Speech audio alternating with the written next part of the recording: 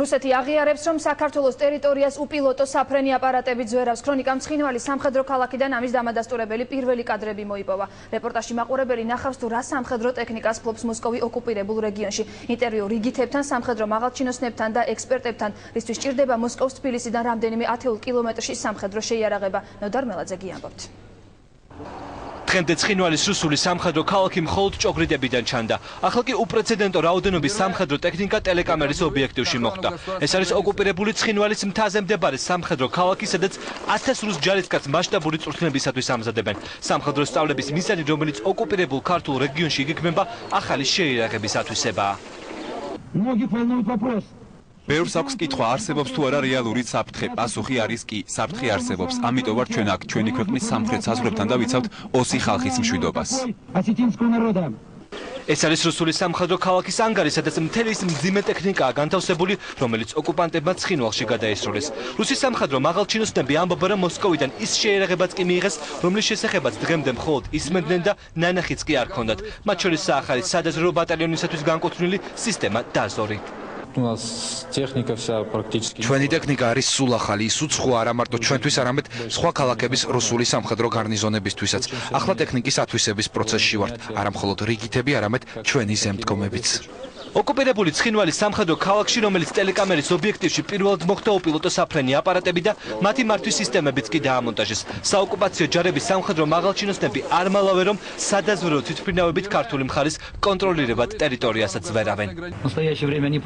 ჩვენი უპილოტო საფრენი აპარატები პატრულირებენ. ცხინვალის რეგიონში წინასწარ დადგენილი მარშრუტით. ხდება მთელი საჰაერო სივრცის კონტროლი. ვაკურდებით საზღვრის პერიმეტრს. განსაკუთრებით კი იმ ადგილებს, სადაც ქართული პოლიციის საგუშაგოებია განთავსებული.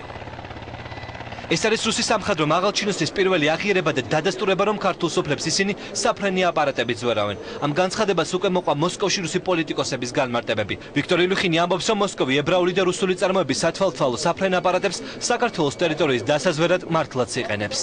ჩვენ თავდაპირველად ჰქონდა რუსული წარმოების უპილოტო საფრენი აპარატები, მაგრამ შემდეგ გადაწყვიტეთ შეგვეძინა ებრაული.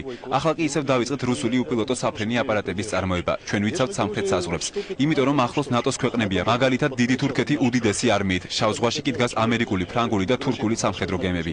2008 წლის აგვისტოში ჩვენ ბევრი რამ ვისწავლეთ, მით უმეტეს რომ ახლა პრევენციული დარტყმების უფლებას უკვე კანონი გვაძლევს. ექსპერტები ამბობენ, რომ ცხინვალის რეგიონში ახალი სამხედრო ტექნიკის შეტანას ერთადერთი დანიშნულება აქვს და ეს პროვოკაცია. თორნიკე შარაშენიძის აზრით, თბილისის პასუხი მხოლოდ დიპლომატიური პროტესტი უნდა იყოს და არა საფრენი აპარატების ჩამოგდება. ჩვენ უნდა ვაწარმოოთ საინფორმაციო ომი, არ უნდა ჩავებათ ცხადია ჩვეულებრივ ტრადიციულ ომში. ეს არის მნიშვნელოვანი ჩვენთვის ძალიან. ნებისმიერი მათი ამნაირი დარღვევები და მათი ამნაირი დესკალაცია უნდა იყოს გამოყენებული ჩვენთვის საინფორმაციო ომის მოსაგებად. ექსპერტები ოკუპირებული ცხინვალის სამხედრო ქალაქში გადაღებულ ვიდეო მასალასა და დიმიტრი მედვედევის გუშინდელ განცხადებას შორის პარალელებსაც კი ავლებენ. საუბარია რუსეთის პრეზიდენტის იმ კომენტარზე, რომელიც მან მედია ფორუმზე სიტყვით გამოსვლისას გააკეთა.